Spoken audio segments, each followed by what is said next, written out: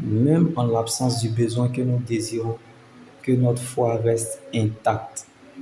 Même si tu n'es pas encore devenu ce que tu dois devenir, mais commence à réaliser ce que Dieu a déjà fait pour toi.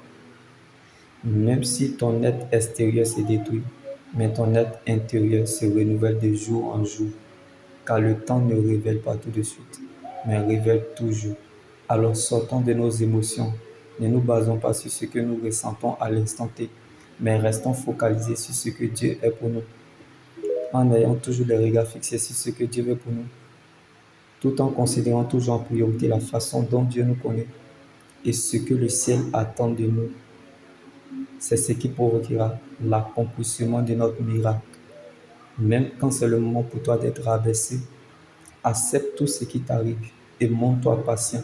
Accepte ce qui est blessé de Dieu, mais refuse de perdre sa présence, car la vie est ce que nous pensons. Le diable cherchera toujours à te montrer ce que tu penses. Tu peux perdre ce que tu as, mais tu ne peux pas perdre ce que tu es, car l'éternité est ce que Dieu pense de nous. Donc Dieu te fera toujours apprécier ce que tu es, car ce n'est pas la joie du moment qui compte pour Dieu, mais plutôt la finalité de son plan qu'il a déjà établi pour notre vie. Donc la fête changera des camps. Le diable cherchera toujours à te rappeler ton passé, parce qu'il sait qu'il ne pourra jamais changer ton avenir. Alors n'aie pas peur de ce que tu ne peux pas changer, car celui qui n'a pas peur du regard des autres a déjà exercé une grande foi. Donc cette situation elle-même ne sait même pas qu'elle est dans ta vie selon Dieu pour assurer ton avenir. Comme Goliath a révélé David, l'abondance de nos problèmes révèle que Dieu est avec nous.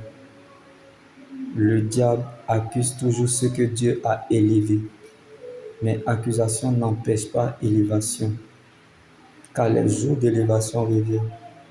Tu revivras tes meilleurs jours sur la terre. On peut fabriquer la célébrité, mais l'élévation vient toujours de Dieu. La célébrité est le talent.